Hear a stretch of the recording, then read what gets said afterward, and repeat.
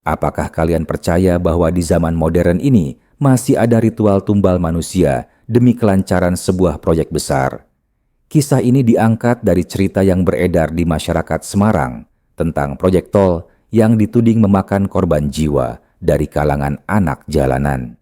Simak cerita ini sampai habis dan jangan lupa subscribe channel ini agar tidak ketinggalan kisah-kisah menarik lainnya.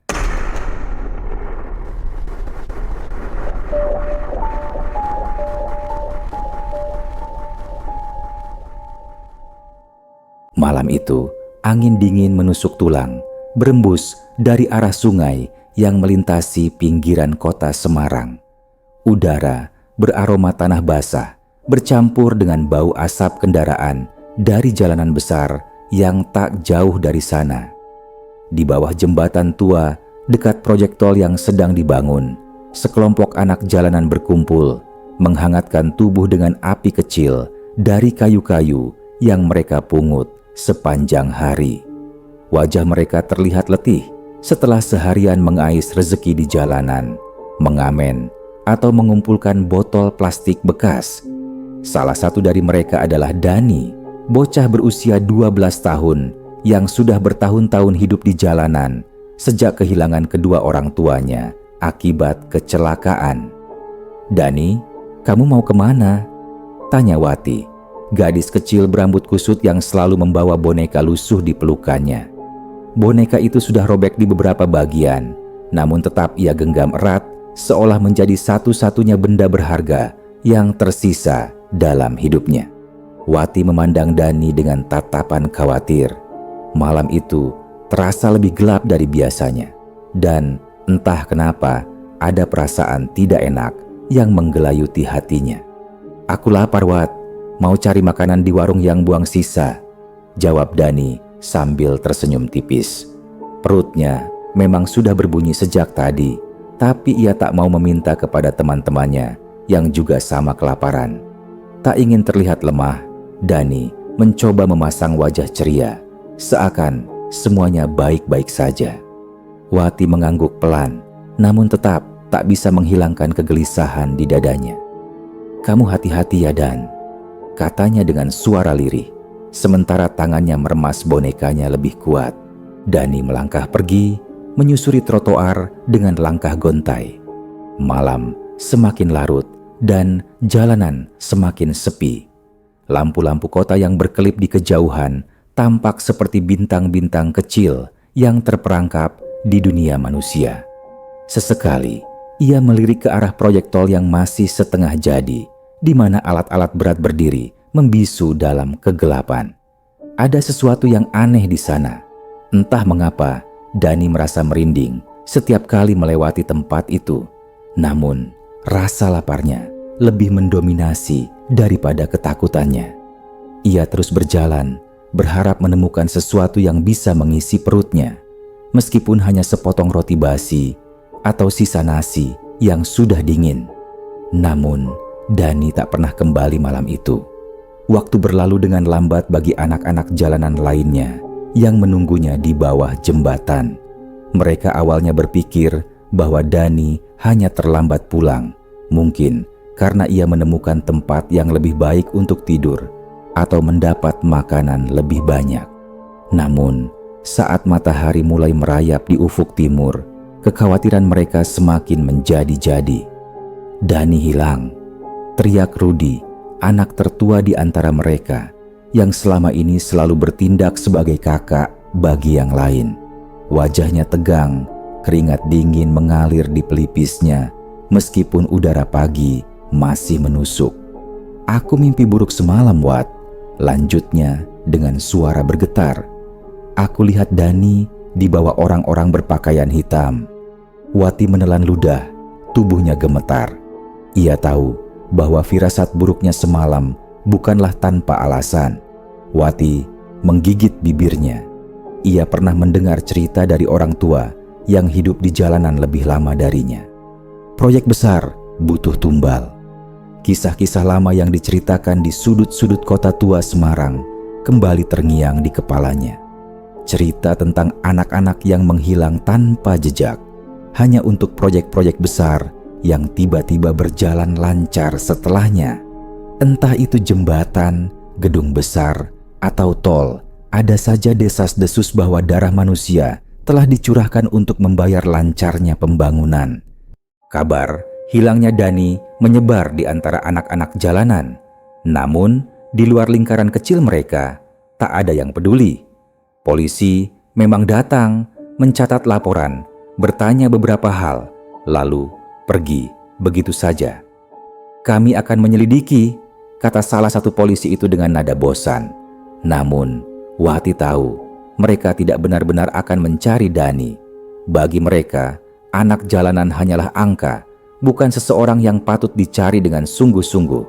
Dani hanya satu dari sekian banyak bocah jalanan yang menghilang setiap tahunnya, lenyap tanpa jejak, tanpa ada yang benar-benar berusaha menemukan mereka. Anak jalanan hilang? Sudah biasa, komentar seorang pria tua yang duduk di depan warung kopi kecil di pinggir jalan. Ia menghembuskan asap rokoknya perlahan, matanya memandang kosong ke arah proyek tol yang terus dikerjakan. Dulu juga pernah ada kejadian begini. Waktu mereka bangun jembatan di pusat kota, ada beberapa anak yang tiba-tiba hilang. Lalu, tiba-tiba proyek itu lancar, nggak ada gangguan lagi. Entah kebetulan atau memang begitu jalannya. Beberapa hari setelah hilangnya Dani, proyek tol yang sebelumnya penuh kendala tiba-tiba berjalan tanpa hambatan. Mesin-mesin yang sebelumnya sering mogok kini bekerja lancar.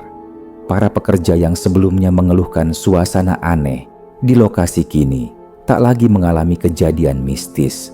Padahal sebelumnya ada yang mengaku melihat bayangan hitam di malam hari, mendengar suara-suara aneh dari dalam tanah, dan beberapa kali alat berat jatuh tanpa sebab yang jelas. "Pak, kenapa sekarang semuanya lancar? Padahal minggu lalu kren sempat jatuh tiba-tiba," tanya seorang pekerja proyek kepada mandornya. Pria itu mengusap peluhnya, merasa ada yang ganjil dengan perubahan drastis ini. Sang mandor hanya tersenyum miring, matanya menatap pekerjanya dengan penuh arti.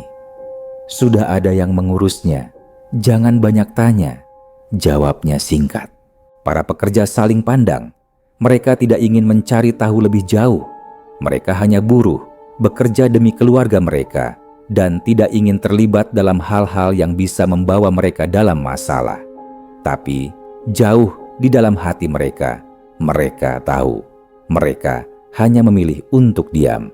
Wati tidak bisa diam. Ia tahu ada sesuatu yang tidak beres dengan hilangnya Dani.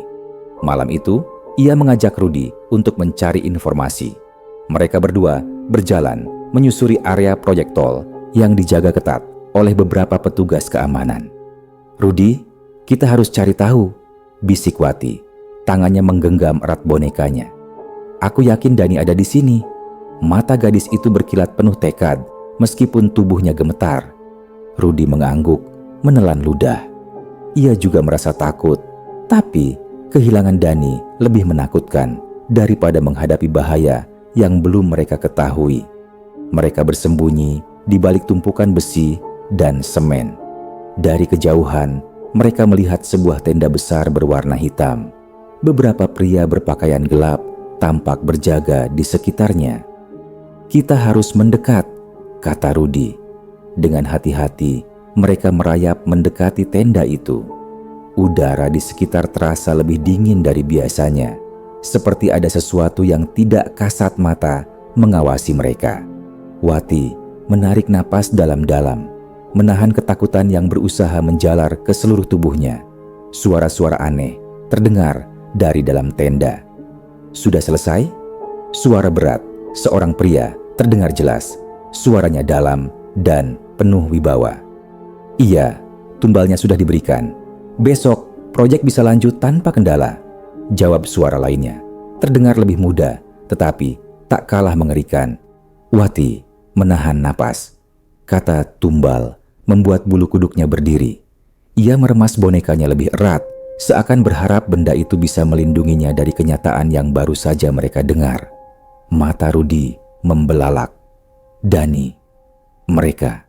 Suaranya bergetar. Wati terkejut. Jantungnya berdetak cepat. Ia menoleh ke Rudi.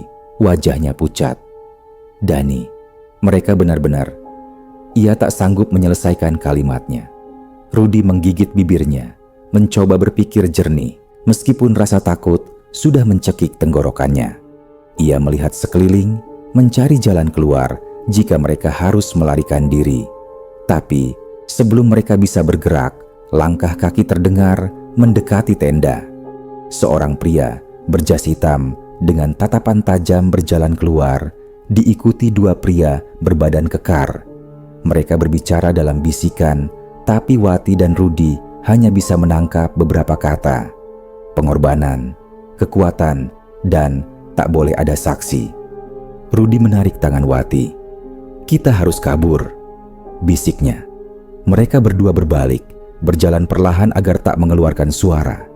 Tapi saat mereka baru beberapa langkah, kaki Wati menginjak pecahan kaca yang tersembunyi di antara pasir dan batu.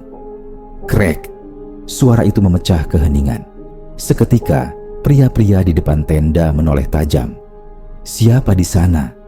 Suara berat bergemuruh, penuh amarah dan kecurigaan. Wati dan Rudi tak sempat berpikir lagi. Dengan sekuat tenaga, mereka berlari meninggalkan tempat itu. Jantung mereka berdebar-debar, sementara suara langkah kaki mulai mengejar mereka dari belakang. Napas Wati dan Rudi tersengal. Mereka berlari sekuat tenaga, melewati lorong-lorong gelap di sekitar proyek tol. Kaki mereka berkali-kali tersandung bebatuan dan batang kayu, tetapi mereka tidak berani berhenti. Dari belakang, suara langkah kaki semakin mendekat. "Cepat Wati, mereka semakin dekat," teriak Rudi dengan suara gemetar. Wati menggigit bibirnya, menahan tangis yang nyaris pecah. Ia tak ingin tertangkap. Ia harus selamat dan menceritakan semuanya. Mereka menemukan sebuah lubang kecil di pagar seng proyek. Tanpa berpikir panjang, Rudi mendorong Wati lebih dulu. Gadis itu merangkak secepat mungkin. Bajunya robek tergores besi tajam, tetapi ia terus maju. Begitu ia berhasil keluar, Rudi pun menyusul. Tepat saat ia berhasil keluar, tangan besar salah satu pria bertubuh kekar hampir menangkap kakinya. "Ah!" Rudi menjerit dan menendang sekuat tenaga. Pria itu mengumpat, tetapi mereka sudah berlari lagi menuju jalan raya yang ramai. Mereka berhenti di bawah lampu jalan, napas terengah-engah. "Kita harus ke polisi," kata Wati dengan suara bergetar. Rudi mengangguk. Namun, baru saja mereka melangkah, sebuah mobil hitam meluncur cepat ke arah mereka. "Awas!" Rudi menarik tangan Wati, tetapi terlambat. Mobil itu berhenti tepat di depan mereka, menghalangi jalan. Pintu terbuka, dan seorang pria dengan jas hitam keluar dengan ekspresi dingin. "Anak-anak seperti kalian seharusnya tidak ikut campur," katanya dengan nada rendah, tetapi mengancam. Wati dan Rudi mundur perlahan. Mereka tahu mereka dalam bahaya besar. Pria itu melangkah maju, tetapi tiba-tiba terdengar suara sirene polisi dari kejauhan. Wajah pria itu berubah. Ia melirik ke arah lain dan mengisyaratkan sesuatu pada anak buahnya. "Kita pergi dulu, tapi ingat, anak-anak, kalian tidak akan aman selamanya." Dengan itu, pria itu masuk kembali ke mobil dan kendaraan itu melaju kencang meninggalkan mereka. Wati jatuh berlutut, tubuhnya menggigil hebat. Kita masih hidup," gumamnya, tak percaya mereka berhasil lolos. Polisi datang beberapa menit kemudian setelah dipanggil oleh seorang pengendara yang melihat kejadian mencurigakan. Dengan suara gemetar, Wati dan Rudi menceritakan semua yang mereka alami. Awalnya, polisi tampak ragu, tetapi setelah mereka membawa petugas ke lokasi proyek, mereka menemukan sisa-sisa ritual mengerikan di dekat tenda hitam itu. Kasus ini segera menjadi berita besar di kota, memicu penyelidikan lebih dalam. Meski begitu, orang-orang di balik proyek tol tetap buron. Wati dan Rudi dipindahkan ke tempat aman, tetapi mereka tahu bahwa ancaman belum berakhir. Di dalam hatinya, Wati bersumpah ia tidak akan membiarkan kejahatan ini terulang lagi. Dani mungkin telah pergi, tetapi ia akan memastikan bahwa pengorbanannya tidak sia-sia.